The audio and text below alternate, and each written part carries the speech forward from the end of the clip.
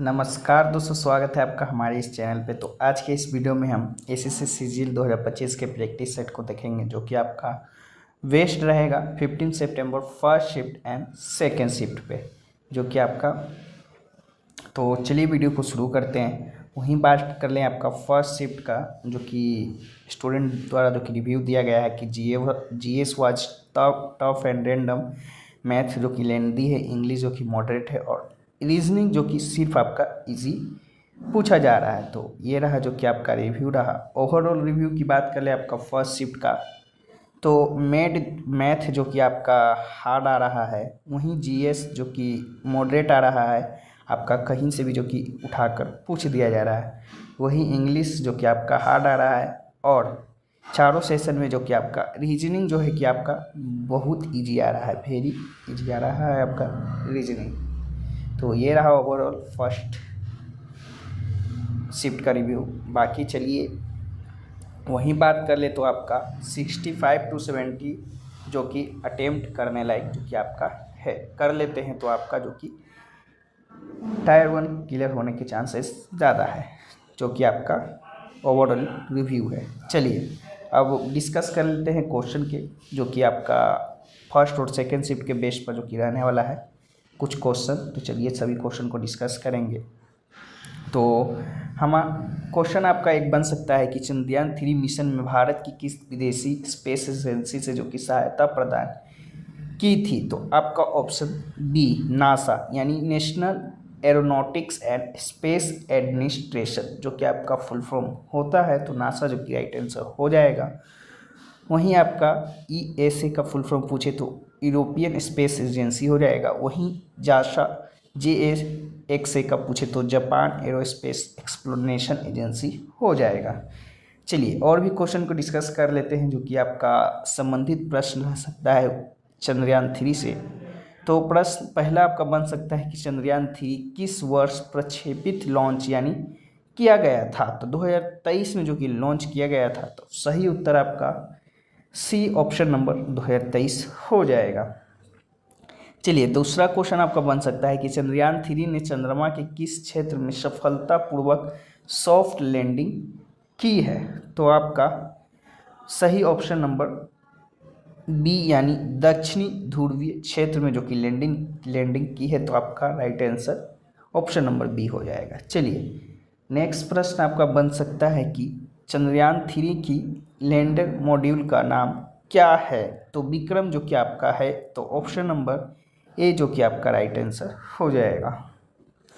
चलिए next question आपका बन सकता है कि चंद्रयान 3 के रोवर का नाम क्या है। तो प्रज्ञान जो कि आपका है, तो ऑप्शन नंबर बी प्रज्ञान जो कि आपका राइट आंसर हो जाएगा। चलिए नेक्स्ट क्वेश्चन की ओर बढ़ते हैं। नेक्स्ट एक आपका क्वेश्चन बन सकता है कि जब ध्वनि वायु एयर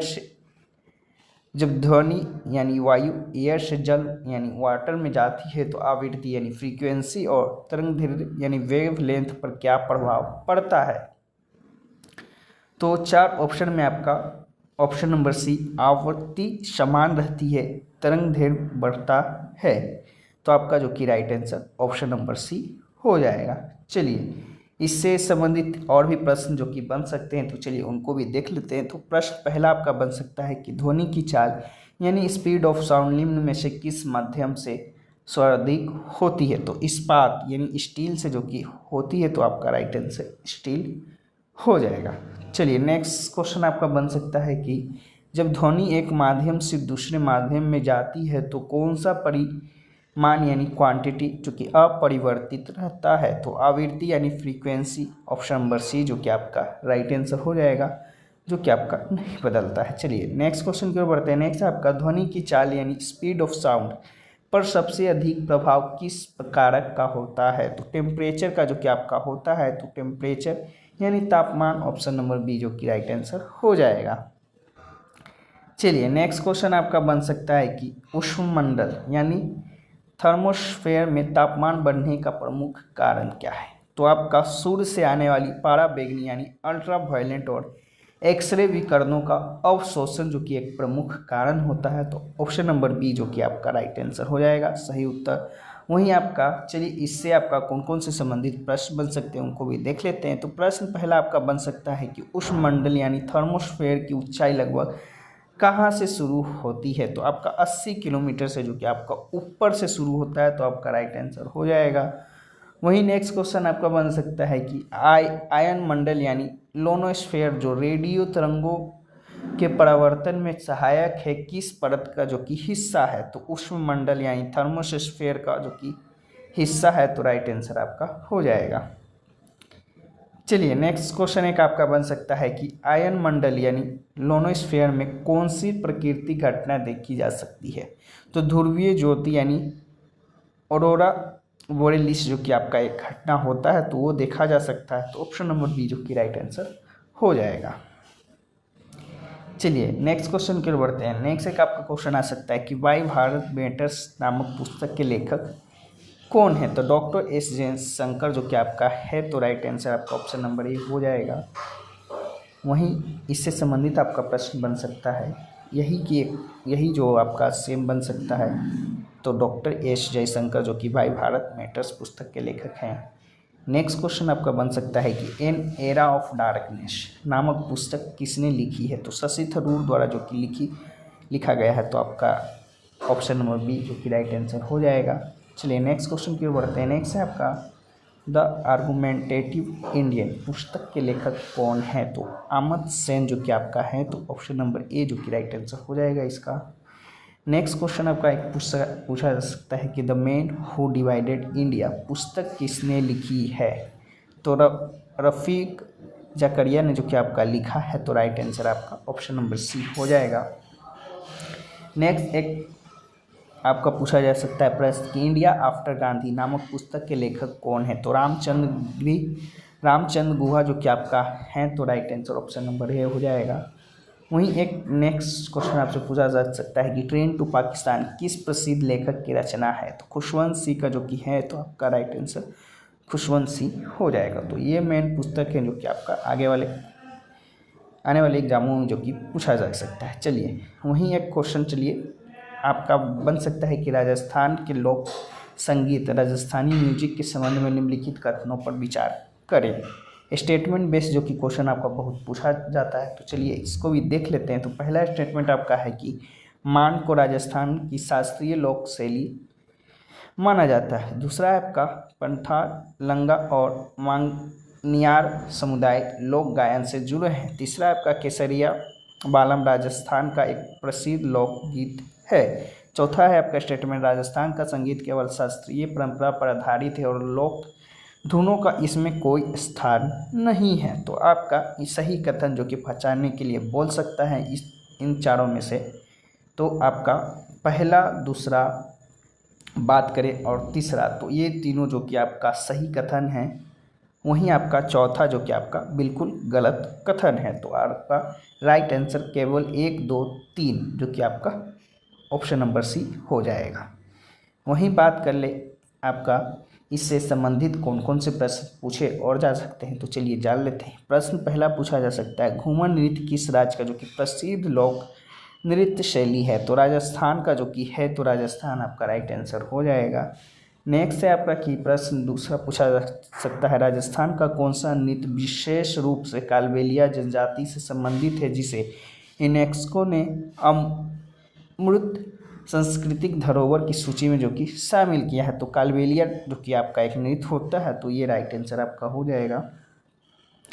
नेक्स्ट एक क्वेश्चन आपसे पूछा जा सकता है कि भवई नृत्य राजस्थान की किस विशेषता के लिए प्रसिद्ध है। तो सिर पर मटके को रखकर संतुलन बनाते हुए नृत्य करना जो कि आपका विशेषता है भवई नृत्य का, जो का राइट आंसर हो जाएगा। चलिए नेक्स्ट क्वेश्चन आपका एक पूछा जा सकता है कि भारतीय संविधान का कौन सा अनुच्छेद जो कि राज्य और केंद्र शासित प्रदेश स्टेट एंड यूनियन टेरिटरीज की परिभाषा देता है। तो अनुच्छेद 1 जो कि आपका देता है, तो राइट आंसर हो जाएगा। वहीं बात कर ले और भी ये सभी अनुच्छेद के बारे में। अनुच्छेद 1 आपका कहता है कि भारत राज्य और केंद्र शासित प्रदेशों की परिभाषा देता है। वहीं अनुच्छेद 3 जो कि नए राज्य का गठन और क्षेत्र सीमा नाम में बदलाव से संबंधित है। वहीं अनुच्छेद 240 जो कि राष्ट्रपति को कुछ केंद्र शासित प्रदेशों के लिए विनियम यानी रेगुलेशन बनाने की शक्ति है। वहीं अनुच्छेद 370 में जो कि जम्मू और कश्मीर को विशेष राज्य का दर्जा जो कि अब हटाया जा चुका है, जो कि आपका शामिल था। यही बात कर ले इससे जो कि कौन कौन से और भी संबंधित प्रश्न बन सकते हैं। तो प्रश्न पहला आपका बन सकता है, भारतीय संविधान का कौन सा अनुच्छेद भारत राज्यों और केंद्र शासित प्रदेशों की परिभाषा देता है। तो अनुच्छेद 1 जो कि आपका देता है, जो कि ऊपर देख ही चुके हैं। वहीं आपका दूसरा प्रश्न आपका बन सकता है कि अनुच्छेद 2 भारतीय संविधान में किस विषय में से संबंधित है। तो भारत में नए राज्यों के प्रवेश या समावेश से जो कि आपका संबंधित है। तो ऑप्शन बी जो कि आपका राइट आंसर हो जाएगा इसका। प्रश्न तीसरा आपका इससे बन सकता है कि भारतीय संविधान का अनुच्छेद 3 क्या प्रावधान करता है। तो संसद को नए राज्य का गठन करने और राज्यों की सीमाओं क्षेत्र या नाम में परिवर्तन करने की शक्ति जो कि प्रदान करता है, अनुच्छेद 3। चलिए चौथा प्रश्न आपसे बन सकता है कि भारतीय संविधान का अनुच्छेद 4 किससे संबंधित है। तो आपका अनुच्छेद 2 और 3 के अंतर्गत बनाए गए कानूनों में आवश्यक संशोधन से संबंधित है आपका। तो right answer option number D हो जाएगा। चलिए एक क्वेश्चन जो कि समान नागरिक संहिता से भी जो कि पूछा जा सकता है, तो जान लेते हैं। समान नागरिक संहिता यानी यूनिफॉर्म सिविल कोड भारतीय संविधान के किस भाग में संबंधित है। तो राज्य के नीति निर्देशक तत्व यानी DPSP में जो कि संबंधित है, directive principle of state policy में। तो राइट ऑप्शन नंबर बी जो कि राइट आंसर हो जाएगा। वही बात कर ले आपका इससे जुड़े हुए और भी प्रश्न से कौन कौन से पूछे जा सकते हैं। समान नागरिक संहिता भारतीय संविधान के किस अनुच्छेद में जो कि उल्लेखित है। तो आपका अनुच्छेद 44 में जो कि आपका दिया गया है। तो राइट आंसर हो जाएगा। वहीं प्रश्न दूसरा की बात कर ले तो समान नागरिक संहिता संविधान के किस भाग का जो कि हिस्सा है। तो राज्य के नीति निर्देशक तत्व का जो कि हिस्सा है। तो ऑप्शन नंबर बी सी जो कि आपका राइट आंसर हो जाएगा। चलिए नेक्स्ट क्वेश्चन आपसे पूछा जा सकता है कि समान नागरिक संहिता का उद्देश्य क्या है। तो सभी नागरिकों के लिए समान कानून, जो कि आपका option number B right answer हो जाएगा। नेक्स्ट क्वेश्चन आपसे पूछा जा सकता है कि समान नागरिक संहिता किस संवैधानिक आदर्श पर जो कि आधारित है। तो समानता पर जो कि आधारित है। तो ऑप्शन नंबर ए जो कि राइट आंसर हो जाएगा। नेक्स्ट है आपका कि भारत में समान नागरिक संहिता को लागू करने की जिम्मेदारी किसकी जो कि है। तो संसद का जो कि होता है। तो आपका राइट आंसर हो जाएगा। चलिए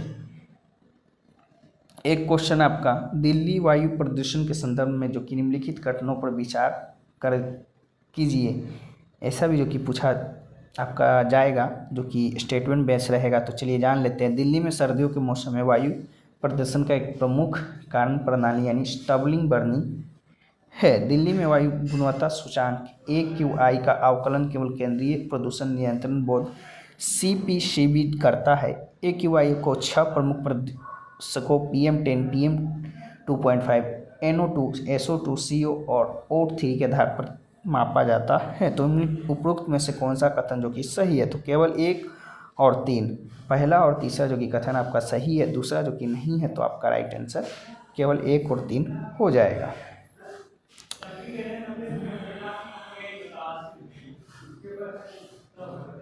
चलिए नेक्स्ट क्वेश्चन की ओर बढ़ते हैं। नेक्स्ट आपसे पूछा जा सकता है कि भारत का पहला ओलंपिक मेडल किसने जो कि जीता था। तो ऑप्शन नंबर ए नॉर्मन पचन ने जो कि आपका जीता था। तो राइट आंसर आपका हो जाएगा। वहीं और भी क्वेश्चन जो कि पूछा जा सकता है कि भारत का पहला ओलंपिक गोल्ड मेडल किस खेल में आया था। तो हॉकी में जो कि आपका आया था। तो हॉकी राइट आंसर हो जाएगा, जो कि 1928 में एम्सफोर्ड ओलंपिक में भारत ने जो कि हॉकी में गोल्ड मेडल जीता था। वहीं आपका तीसरा प्रश्न बन सकता है कि भारत की पहली महिला ओलंपिक पदक विजेता कौन है। तो हरमीत कौर जो कि आपका है। तो राइट आंसर हो जाएगा। पहला महिला मेडल जो कि आपका शॉटपुट में सायरा मीराबाई चानू ने बाल में हासिल किया इतिहास क्रम में। चलिए नेक्स्ट है आपका कि भारत का पहला व्यक्तिगत गोल्ड मेडल किसने जीता। तो अभिनव बिंद्रा ने जो कि आपका जीता है। तो राइट आंसर आपका ऑप्शन नंबर बी हो जाएगा। चलिए नेक्स्ट क्वेश्चन है आपका कि भारतीय हॉकी टीम ने कितने लगातार ओलंपिक गोल्ड मेडल जीते थे। तो 6 जो कि आपका जीते थे। 1928 से 1956 तक लगातार 6 ओलंपिक गोल्ड मेडल जीते हैं। तो आपका राइट आंसर 6 हो जाएगा।